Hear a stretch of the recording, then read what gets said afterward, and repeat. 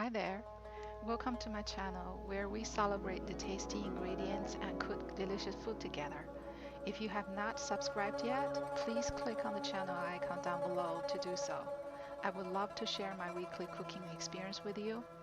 Here's the list of ingredients for the dish. The recipe can also be found in the description fields down below.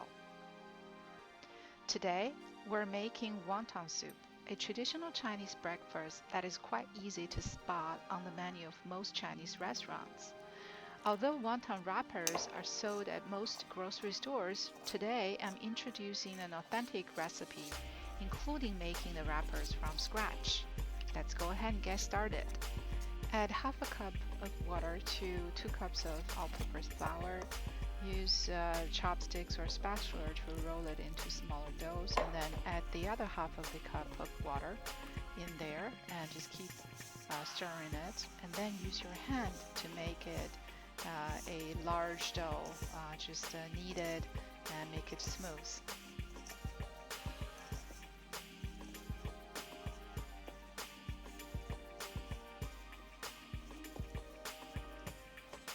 Cover it and let it rest for about 2 hours. At the same time, we're gonna make the fillings. So I'm using grounded turkey, about half a pound. You could switch this one to be your favorite meat, beef or pork, either way is fine. Then we're gonna chop the scallions, also the ginger. To make either dumpling or wonton fillings or sauce, I always add scallion and ginger, especially if we're making add the meat, because these are going to remove the blood smell from the meat.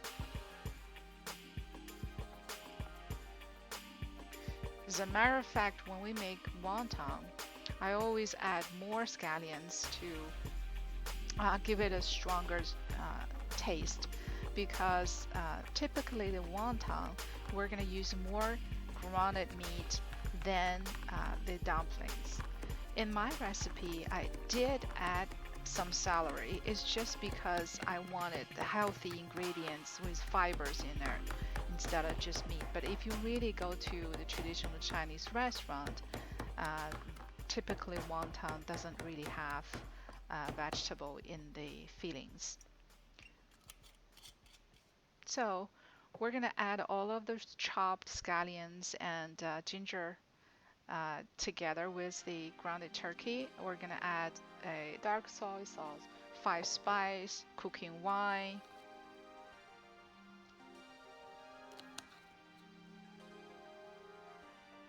and fish sauce.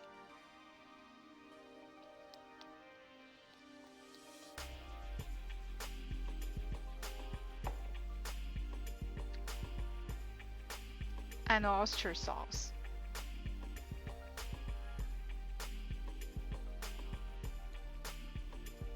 Salt.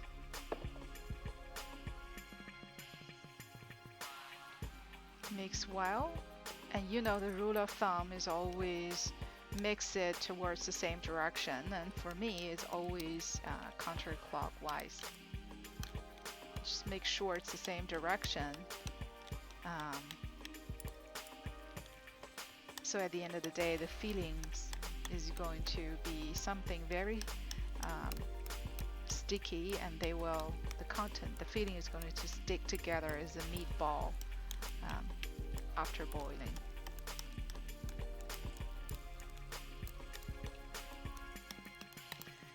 And we always mix all of the ingredients together first. Mix well before you add the cooking oil. This way, all of the water, the juice is going to be locked in.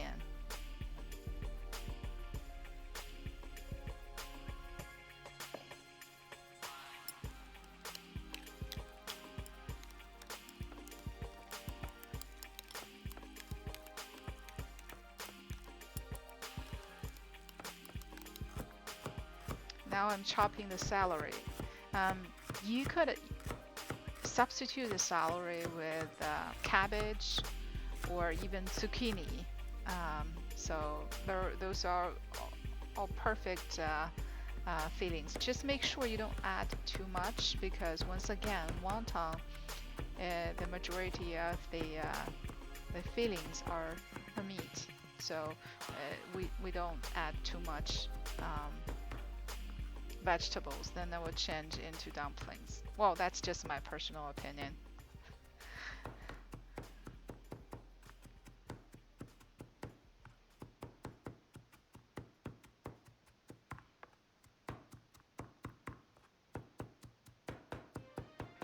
Chop it well and add a little bit of salt.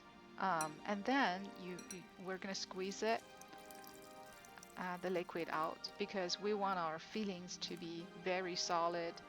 And once again, after we boil the wonton, the filling is gonna turn into a meatball.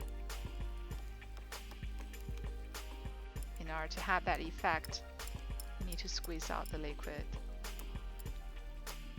from the celery. Mix well.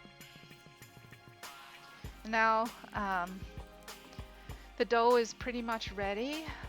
We are going to roll it, kneading, for a while until it's pretty much mixed very well and you feel it has that bouncy feeling, the dough. That means they are ready. And I cut them into half, and I always cook the first half and reserve the second half in my pot. It's just, if you take out all of them, first of all, my board is not big enough. Second of all, the dough is going to dry it out for the ones that you couldn't roll and wrap fast enough. So reserve half of them is going to avoid this kind of issue. And then we're going to cut the dough into about ½ inch diameter little doughs and little blocks. And then push them into the pat.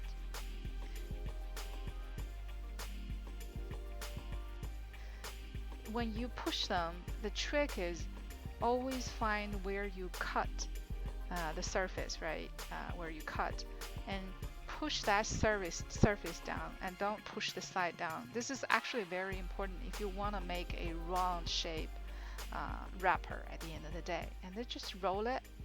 When you roll it, use your right hand unless you are left-handed, and use the middle of the roller and just roll about 1/3 forward, and don't cross the entire wrapper because you want the center to be a little thicker than the edge, so that when you wrap it, it's not going to leak or break. It's not easy to break. And when you make wonton wrappers compared to the dumpling wrappers, we need to roll it and make it thinner and larger.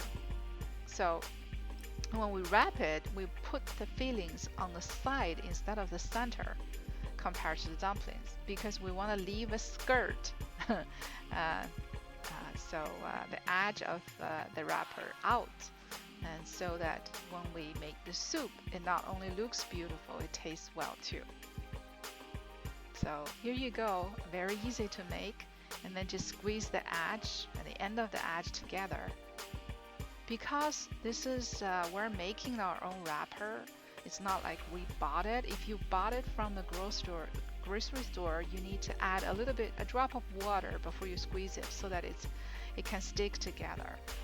But for our version, is fresh wonton wrappers that we're making, it has its own natural stickiness from the wrapper or the dough itself, so it's perfect. You don't need to add any water. Once again, add it to one side, the filling, add it to one side, fold it, make sure you squeeze it and close it tightly, curl it, and then seal it. About, for our proportion, about 40 more times later, we made about 40 wontons, and I'm only showing a portion because the rest of it I actually put it into my freezer. You can do that too. Later on, just make the soup and boil it. You can enjoy another wonton soup anytime you want later on. So the soup is very, very important. We add a chicken base and light soy sauce to about 5 cups of water to make the soup. The soup is a representation of your recipe in terms of how the wonton tastes, in addition to the fillings. So this is the difference between typical dumpling and wonton. So add some salt into the soup. Do not add too much. And bring the soup to a boil. And this is the time that we can throw all of the wontons in. I made about 25 wontons into the soup and throw them in. And you use a spatula or large spoon to very gently roll these wontons so they don't attach to the bottom of your cooking container or cooking pot. But be careful, be gentle so you don't break any. And you can use the wrong side of the